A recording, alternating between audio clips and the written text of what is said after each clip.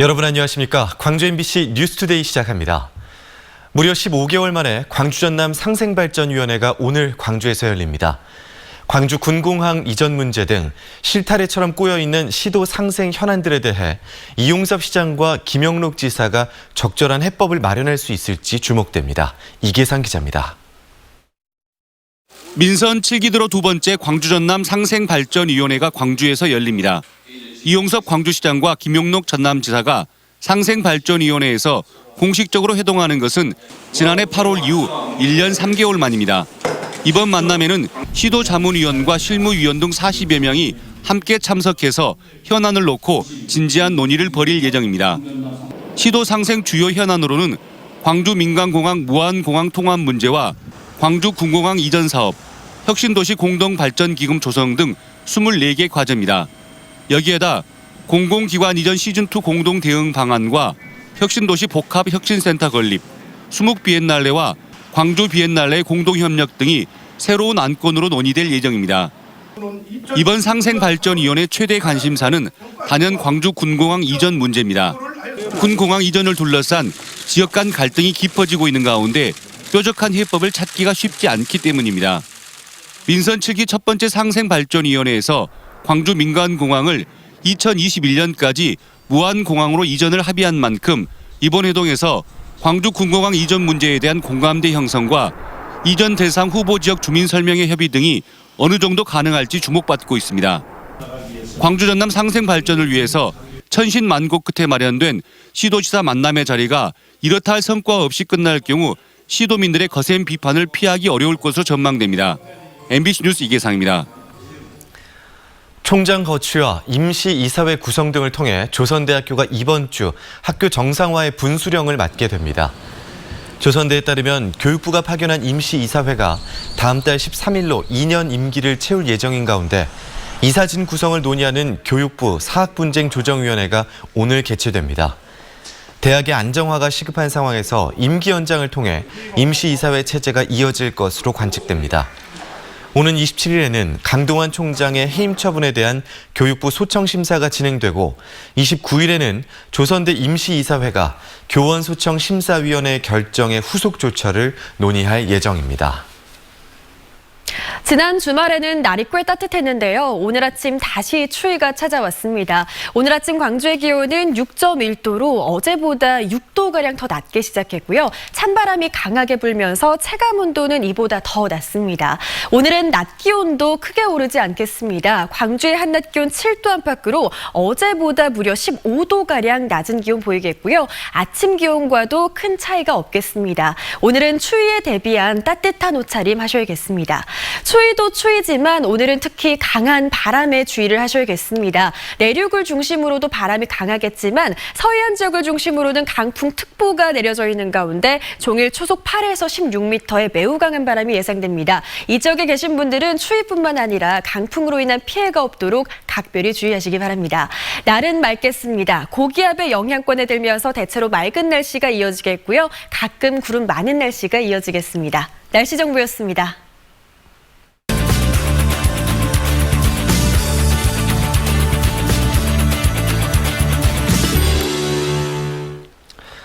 패스트트랙에 올라있는 선거법 개정안 심의 시한이 내일 종료됩니다. 27일에는 국회 본회의에 부의가 돼서 언제라도 상정 처리할 수 있게 되는데요.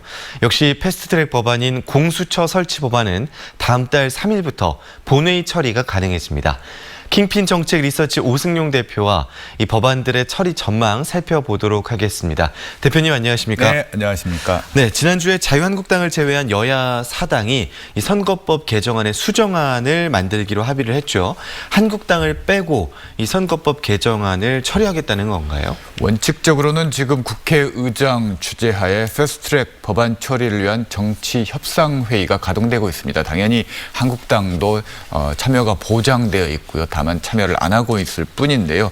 민주당과 야3당의 입장은 투트랙인 것 같습니다. 우선 야3당과의 선 합의를 도출해서 자유한국당의 참여를 압박하고 만약 끝까지 자유한국당이 참여하지 않을 경우 표결 처리하겠다는 게 첫 번째 입장인 것 같고요. 또 두 번째, 가능성이 낮긴 합니다만 야3당과의 합의 처리를 통해서 그것이 여의치 않을 경우 민주당이 자유한국당과의 협상을 시도할 아주 낮은 가능성도 있지만 그것은 좀 실현 가능성은 좀 희박한 것 같습니다. 그렇군요. 그런데 여야 사당끼리도요, 의원 정수나 비례대표 의석 등 이런 세부적인 내용에서는 좀 차이가 있던데요. 처리가 될까요? 우선 최초의 연동형 비례대표제 도입 당시 의원 정수 10% 이내에서 의원 정수 확대를 검토한다라는 여야 합의가 있었습니다. 그렇지만 그 즉시 자유한국당에서 번복하면서 무산됐다고 할 수 있습니다. 정의당을 비롯해서 몇몇 의원들이 의원 정수 확대에 대한 의견이 있었지만 국민 정서상 확대는 불가능한 것 같고요. 결국 비례대표 현행 75석 안으로 되어 있는데요. 그 안을 조정하는 것이 야3당과 민주당 간의 협상안으로 부각하고 있습니다. 최대 15석에서 25석까지 비례대표 의석을 줄여서 최대 50석까지도 비례대표 의석을 조정할 수 있다라는 안이 나오고 있고요. 그럴 경우 준연동형의 취지가 퇴색할 수 있어서 완전 연동형으로 바꿔야 되는 거 아니냐라는 정의당을 비롯한 일부 야당의 주장이 있습니다. 네, 자유한국당은 현재 패스트트랙 법안들이 처리가 되면 의원들이 총사퇴하겠다라는 입장을 내놓고 있고 또 황교안 대표는 단식 투쟁을 하고 있습니다. 그렇게 된다면 이 패스트트랙 법안 때문에 국회가 또다시 이 파행을 겪지 않을지 우려하는 분들이 많습니다. 이미 황교안 대표의 단식이 파행의 전조라고 할 수 있을 것 같은데요. 다시 한번 동물국회와 같은 그런 국회 파행이 예상되고 있는 상황입니다. 물론 마지막까지 협상의 가능성은 남아있지만 워낙 자유한국당과 민주당과의 견해차, 의견 차이가 크기 때문에 극적으로 타결될 가능성보다는 다시 한번 패스트트랙 법안 처리를 앞두고 충돌할 가능성이 높아 보입니다. 국민들의 시선이 따가울 수밖에 없을 것 같습니다. 네, 이 개정안의 상정 시점은 그러면 언제쯤으로 보고 계십니까? 형식적으로는 11월 28일부터 가능합니다만 12월 3일 검찰 수사권 조정과 관련된 검찰 개혁 법안이 상정되도록 돼 있습니다. 그럴 경우 두 번 파행을 겪어야 되기 때문에 아마도 12월 3일 이후에 일괄 상정해서 처리하는 것이 민주당과 야3당의 입장에서는 보다 효율적일 수 있을 거라고 보여져서 많은 분들이 12월 3일 이후 상정을 지금 예상하고 있는 상황입니다. 네, 인구가 적은 지역에서는 벌써 의석수 감소를 걱정하고 있는데요. 이 선거구 획정을 인구 기준으로만 하는 것이 문제가 있는 게 아니냐라는 목소리도 있습니다. 이 부분 짚어주시죠. 헌법재판소의 일관된 입장은 표의 등가성을 높여야 된다는 건데요. 도시 지역이 농촌 지역에 비해서 표 가치가 3분의 1밖에 되지 않는 상황이고 그걸 개선하라는 것이 일관된 입장이었습니다. 아마도 농촌 지역 의석수가 줄어드는 것에 대해서는 농촌 지역 유권자보다는 국회의원 이해관계가 더 많이 반영돼 있는 것 같은데요. 등가성을 높이는 방향으로 가는 것은 큰 방향에서는 옳은 방향이라고 할 수 있을 것 같습니다. 네, 알겠습니다. 오늘 킹핀 정책 리서치 오승용 대표와 이야기 나눠봤습니다. 고맙습니다. 네, 감사합니다.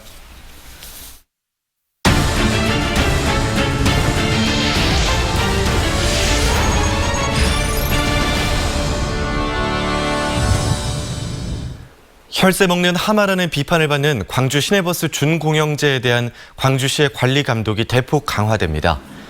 광주시는 시내버스 준공영제, 혁신, TF 회의 등을 토대로 준공영제 운용 개선안을 마련해 시의회에 제출했다고 밝혔습니다. 개선안은 재정지원금을 관리 정산하는 수입금 공동관리위원회의 숫자를 현재 9명에서 15명으로 늘리고 버스 정책심의위원회가 버스 운송 원가 검증과 운송업체 점검 등의 추가 기능을 하도록 하는 내용을 담고 있습니다. 광주시는 운송사업자에 대한 관리 감독을 강화하고 제재 방안을 규정하는 조례와 지침도 제정할 계획입니다.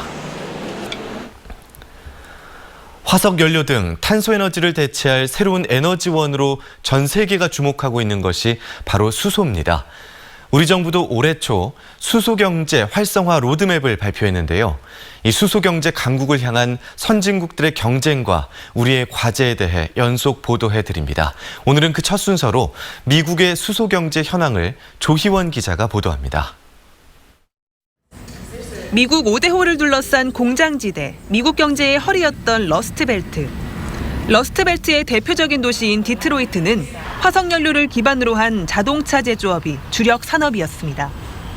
하지만 1970년대 오일 쇼크 이후 전 세계 석유값이 폭등하자 연비가 좋은 일본산 자동차에 밀려 위기를 맞았습니다.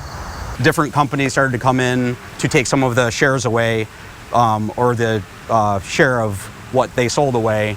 So the three companies in the United States, Ford Motor Company, Chrysler, and General Motors, all were almost bankrupt. 디트로이트는 2000년부터 도시 부흥 프로젝트를 시작했지만 다운타운을 제외한 지역은 여전히 슬럼지대입니다. They booming over there. I mean, they building over there, east side Detroit. Yeah, not downriver. Situation is getting better since 2014. No, it's getting worse. 디트로이트에서 170마일 떨어진 러스트벨트의 또 다른 도시 클리블랜드. 철강 제조업이 주력 산업이었던 도시는 석탄 산업이 내리막길을 걷자 직격탄을 맞았습니다. 1978년 클리블랜드는 미국에서 재정적 어려움으로 채무 불이행을 한 최초의 도시가 됩니다.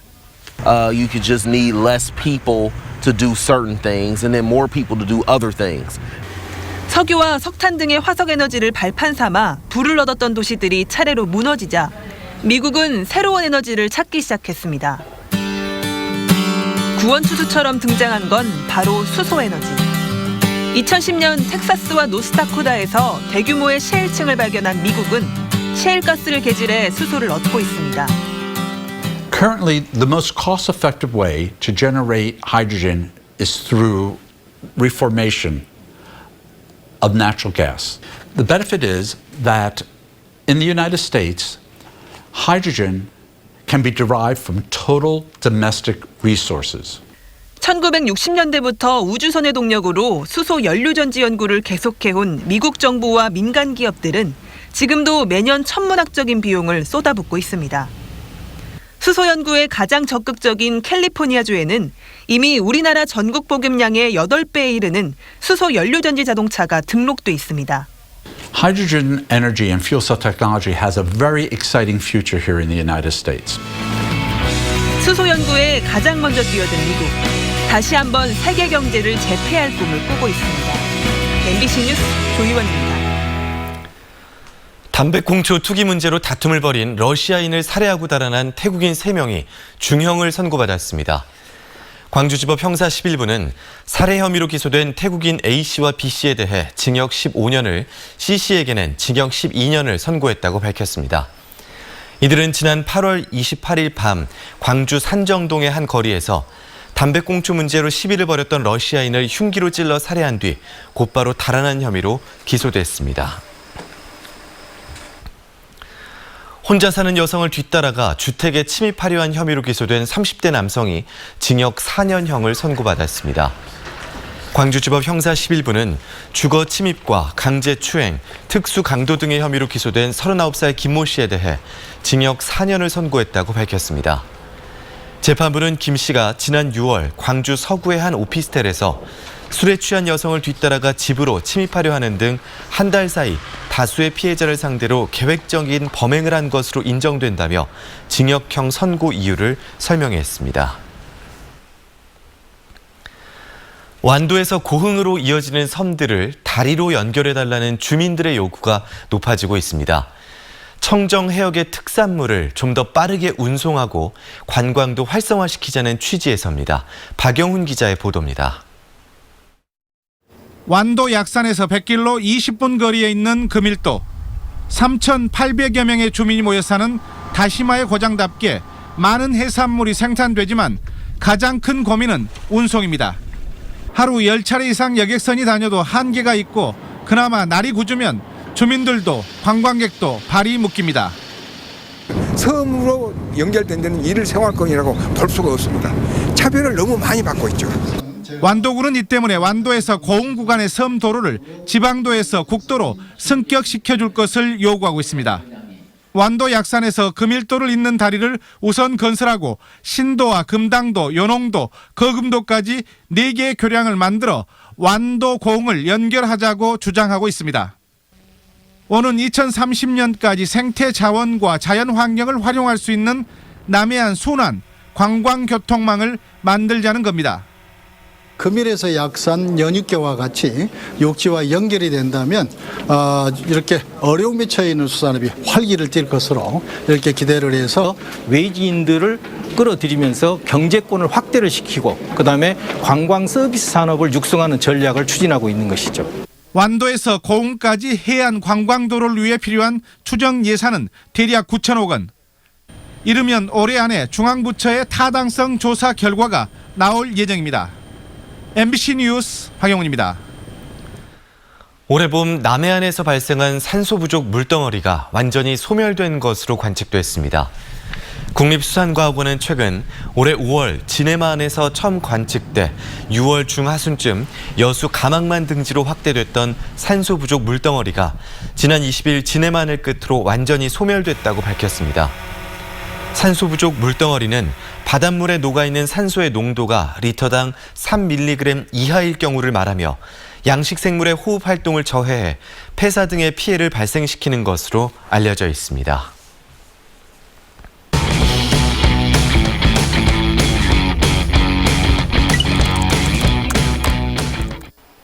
한 주간 누리꾼들의 관심사를 키워드로 정리해보는 누리픽 시간입니다. 지난 한 주 어떤 키워드가 많은 관심을 받았는지 살펴볼까요? 국민과의 대화, 홍콩 시위 지지, 승강기 사고가 있었습니다. 어떤 내용인지 먼저 국민과의 대화부터 살펴보겠습니다. 전국 각지에서 다양한 연령과 직업을 가진 300명의 시민이 한자리에 모였습니다. 바로 문재인 대통령과 대화하기 위해서인데요. 사전 각본 없이 특집으로 진행된 국민이 묻는다 2019 국민과의 대화에선 조국 사태부터 다문화 이야기까지 시민들이 평소 대통령을 만나면 꼭 하고 싶었던 질문들이 쏟아져 나왔습니다. 대통령처럼 국회도 국민과 직접 만나 소통하는 대화를 해마다 해야 한다. 국민의 여론이 그대로 전달돼서 흥미롭네요. 대통령뿐만 아니라 국회 등 각 정부기관과 국민들이 진솔한 대화를 할 수 있는 장도 필요하다는 의견들이 많았는데요. 국민과의 대화가 아니라 국민의 하소연이구만. 대화 방식은 좋은데 내용 질문이 아쉽네. 중구난방식 진행에 대해 아쉬워하며 앞으로 알맹이 있는 대통령과의 소통의 장이 계속해서 마련되길 바랐습니다. 홍콩 시위가 격화되면서 국내 대학가에서도 이 문제를 두고 갈등이 커지고 있습니다. 최근 전남대학교 학생들도 홍콩의 민주화를 지지한다는 현수막과 벽보를 붙였는데요. 지지를 반대하는 중국인 유학생들과 설전을 벌이기도 했습니다. 그 과정에서 현수막이 훼손되기도 했는데요. 너희가 뭔데 한국에서 한국인을 내쫓냐? 반대 대자보를 붙이면 되지. 여기는 대한민국입니다. 표현의 자유가 있는 나라에서 표현을 방해하는 등의 태도를 보이자 누리꾼들은 크게 분노했습니다. 모포의 한 아파트에서 승강기를 수리하던 관리업체 직원이 승강기 구조물에 끼어 사망했다는 소식도 누리꾼들에게 큰 충격을 줬습니다. 안 씨는 고장 신고를 받고 혼자 출동해 승강기 점검과 수리를 하고 있었는데요. 갑자기 승강기가 작동하면서 사고를 당한 것으로 보고 있습니다. 이 승강기는 평상시에도 고장이 잦았던 것으로 알려졌는데요. 일할 때 늘 조심해라. 안타깝다 이런 사고. 안타까운 사고 소식에 자신의 일인 것처럼 마음 아파했습니다. 지금까지 한 주의 누리픽이었습니다.